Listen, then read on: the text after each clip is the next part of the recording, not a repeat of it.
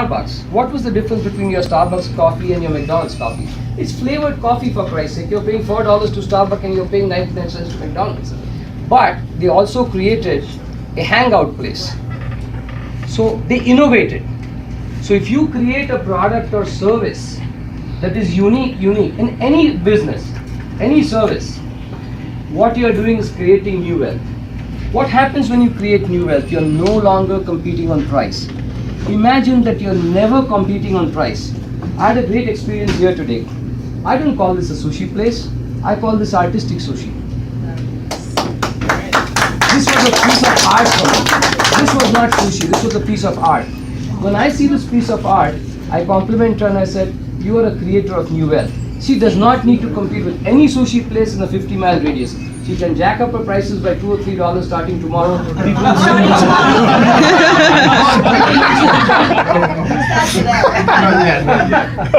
with this creation of new wealth, you will make every company I've owned over the last 30 years, and I've been in 10 businesses on 4 continents: steel, chemicals, pharmaceuticals, confectionery, project management, real estate development, hospitality, furniture, fixtures and equipment for the hospitality industry. I've stopped counting. But what is most important, that every enterprise that I was involved in did at least 20% net on sales. 20% net on sales. In the confectionery business, Hershey and Nestle were at 2 and 3% net on sales.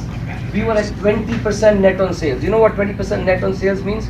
We were the Microsoft of the confectionery industry.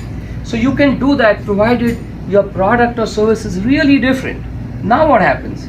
You say, oh my God, but I'm not a scientist. You don't need to be a scientist. I've only got 20 minutes, so I won't go into greater detail, but you can see some of the ways you can do it. I mean, an air conditioning mechanic can do it, anybody can do it. How to become innovative in your own field is something you can truly do. That's very important. At that point, you're not going to be competing on price. The musical chairs business is over for you. My God, the store next door, the business next door, he's going to be selling $1 cheaper than me or 50 cents cheaper than me. I'm going to be going out of business. Well, the next day that person is going to go out of business because he's going to sell 25 cents cheaper than him. So you're going to be in the musical chair business for the rest of your life. You can avoid that completely by innovating every day. And if you keep on doing that, I'll tell you what else it does for you. You can start living your life without any fear at all. Imagine living a life without fear. Any fear. You're not afraid of anything. You've got nothing to lose. You can't. Because where is it? You're the innovator. You programmed your mind to think differently as an innovator. You're looking for innovation in everything. In the clothes you wear, in the hairpin that you're wearing, in the shoes you're wearing. You just are an innovator. And innovation, what is innovation? The art of simple thinking. Do not think complicated. If you have an engineering degree, keep it away. If you have an MBA, throw it out of the window. Think simply. Think like a little middle school child. And if you start thinking simply, you can be an innovator. Think simply. God gave it to all of us. Think simply. And if you think simply, you can do that. So that's very important in any business. Now, the other thing that I've always done, and that's really been helpful, is how do you start a business without any money? If you sell first and then you buy, you need very, very little capital. I did that in every business I owned, including the confectionery business. In the confectionery business, every other company who I was competing, I mean, we were a $100 million company, but some of them were $1 billion companies, some of them were $25 million companies, and each of them would stock up for Halloween, for Easter, for Valentine, as an example. Guess what happens in the United States, or even in China? The day after the Dragon Boat event or the day after the Christmas event, whatever merchandise is in the store is worth what? 50% off. Who's paying for it? You, the manufacturer, or the creator? Well, guess what happens? If you make prototypes, that's what you do. You sell first. How do you sell first? You create prototypes. Your idea, your product, you create a prototype. Prototype will cost you, unless you're planning to build an electric car, it will cost you a couple of $1,000s at the most. That money you can, all of you have in this room. Then you make that prototype and you take it to mainstream America, either through the internet or through the retail chains. There's only 20 retail chains left in America. To take it to 20 people, it should take you no more than 4 months. In 4 months, you find out whether your product has got a market. If it's got a market, you get your orders. You can go to any bank or any of my Jewish friends in New York and you can get as much money as you want, whether it's $1 or it's $100 billion. Okay? You can get money from anybody. You can get money from a factoring company. You can get money from your manufacturers in China, which brings me to China. Who's the largest manufacturer in the world today? It's China. It's China. China is the world's factory today. Now, what do you do with them? Yeah, the little iPhone that we have there. It's one of the most innovative products in the world, right?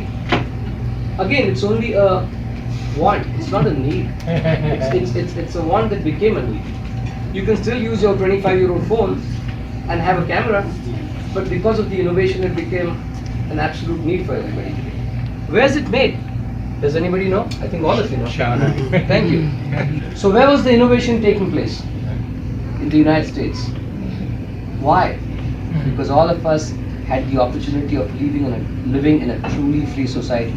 What a truly free society allows us to do is to innovate. Think simply, innovate.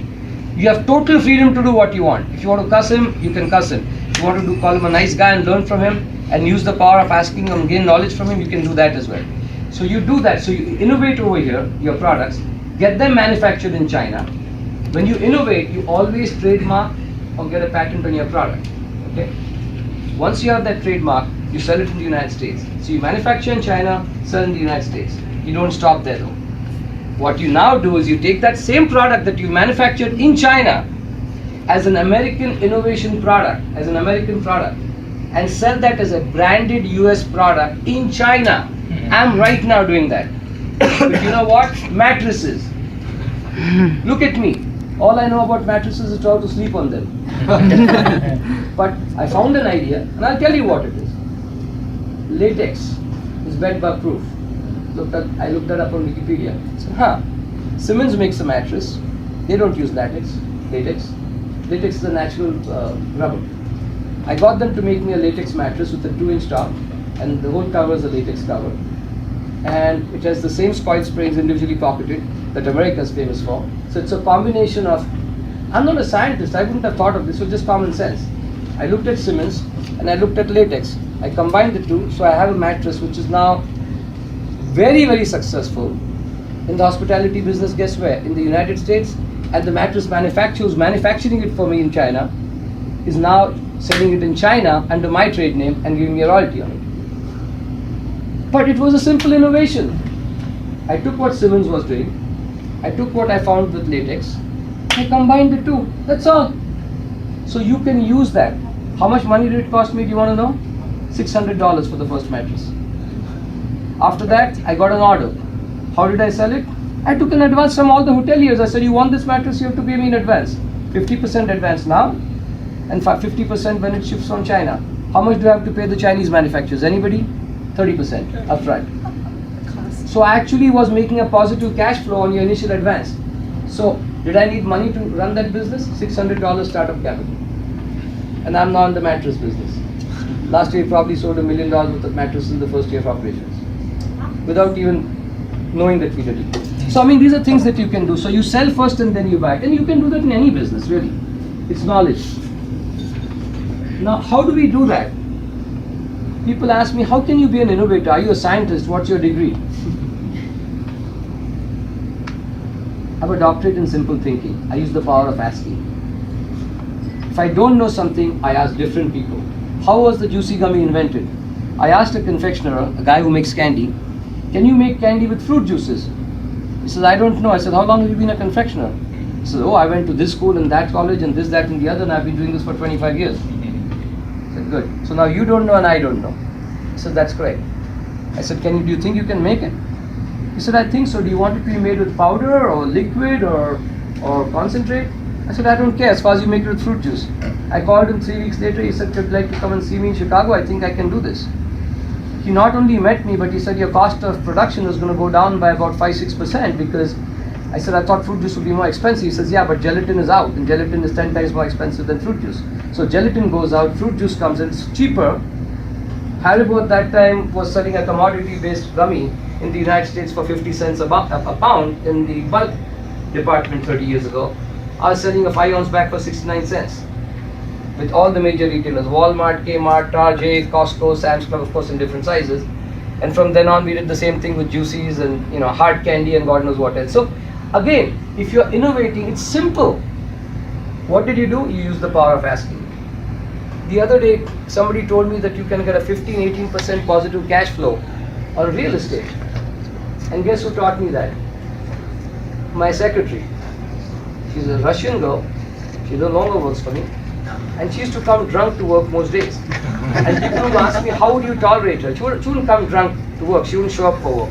So I had a standard joke with her. I said, your dog was drunk last night, I guess, right? But she wouldn't show up for work 2 or 3 days a week. Initially at that point, I didn't mind, because when she came in, for those 2-3 days that she did come in, she was extremely fast and very, very good at what she did. And I'm not good with computers, so she being super fast with computers helped me. So I asked her one day, I said, how can you afford to just work for 2-3 days a week on what I pay you? I hardly pay you anything because you don't show up for work and you're being paid by the hour. So she slowly told me that she owns some apartments.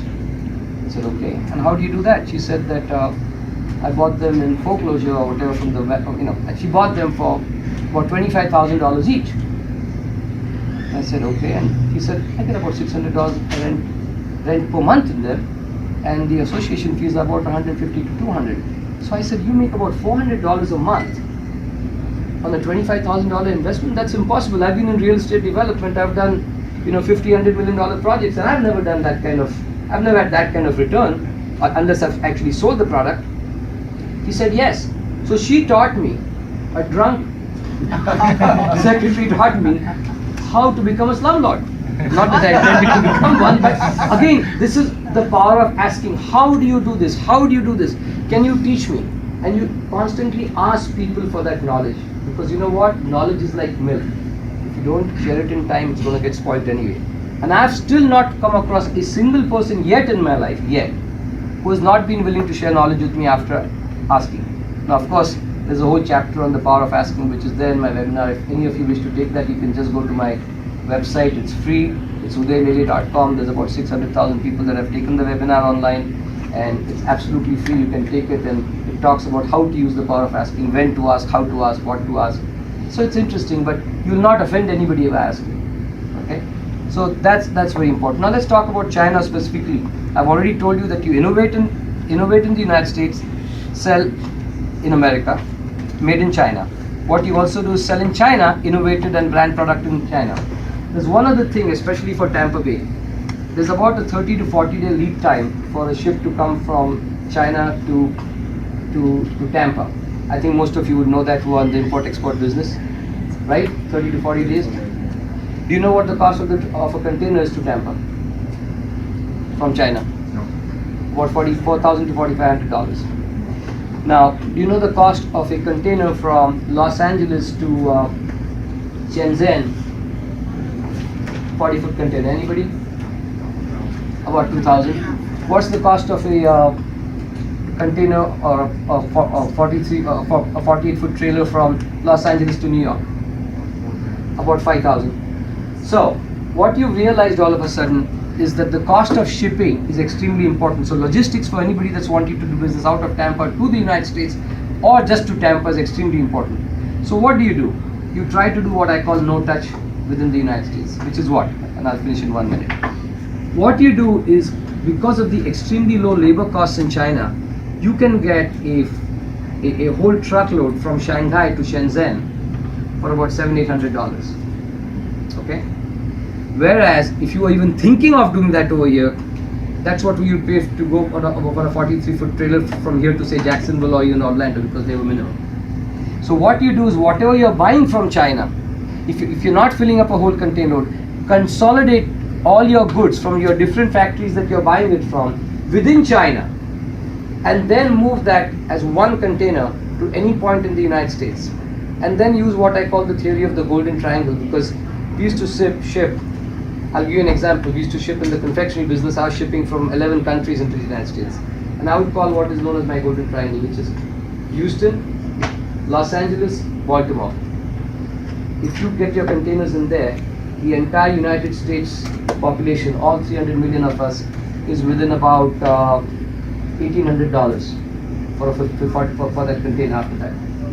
The entire population. In the case of Texas and Arkansas and most of the southern states are within $1,000 for if 43,000 pounds, and if you're going to the Midwest from say Baltimore, you're at 1,500 and change. So this is how you have to think. So do not touch it in the United States as far as possible.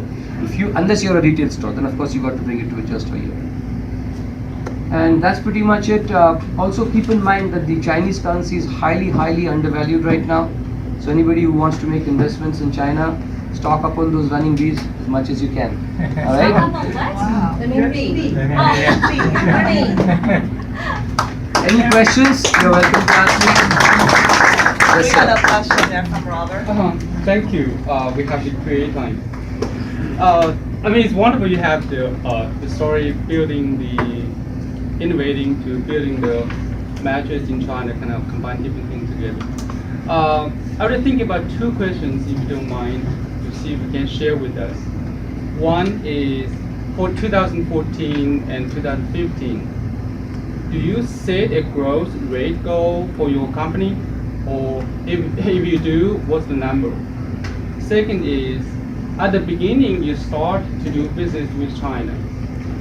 If you can share like one or two stories, whether you meet some people or you go to a manufacturing or social events, kind of some just your initial interaction with the people, kind of your personal stories. If you can share, that would be great. Those two questions. Thank you. Okay, so the first question is what kind of growth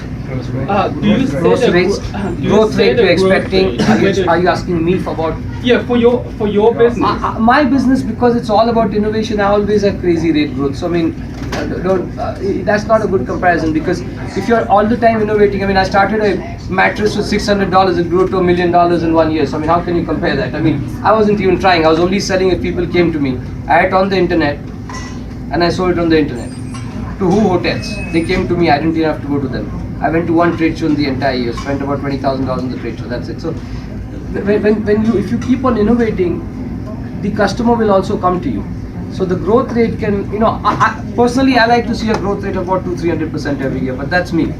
And each one of us is different, and that's just the way it should be. So I would say that your 20% net on sales again is a pretty aggressive number, but you can do that. You must innovate.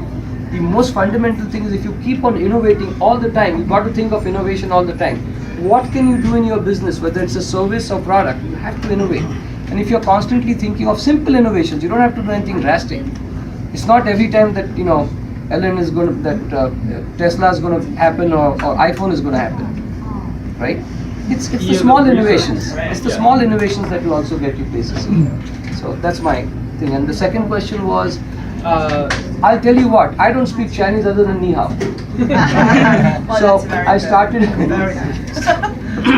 I started with Alibaba, like most of us would, many years ago. But then I was doing business worldwide since I was 27 years old. So I've done business in all the 4 continents of the world except Africa. So to me it's very natural. First thing I do is, I don't go as a business person, I go as a human being. I try to connect with them. I will not do business with you unless I've had at least 1 or 2 meals with you. So I make them also understand that I want to be your partner, I don't want to be your buyer.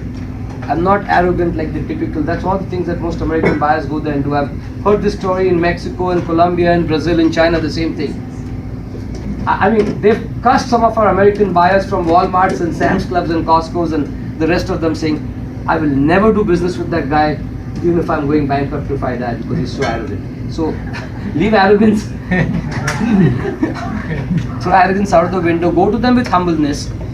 Find 10 people in Alibaba that would be offering your product or service that you want. Contact them by emails. Make phone calls, which are now easy to make. You speak Chinese as well. That's easy for you.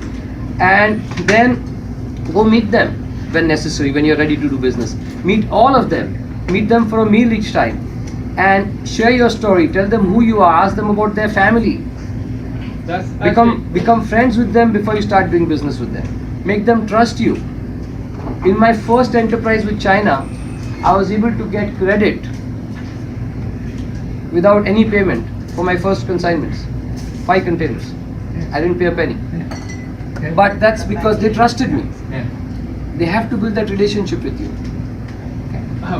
Thank you so much. Pleasure. On on the part on the business initiative, if you are running out of time. Well, yeah, if you have more questions, you know. So just call we me later. Yeah, exactly. Yeah, okay. They will Thank leave you. his My contact. pleasure. Thank you so My very pleasure. much. Thank you, thank you. Very nice. Wonderful information. Thank you. Well, we already reserved you for our next speaker. Thank you, Dave. And he.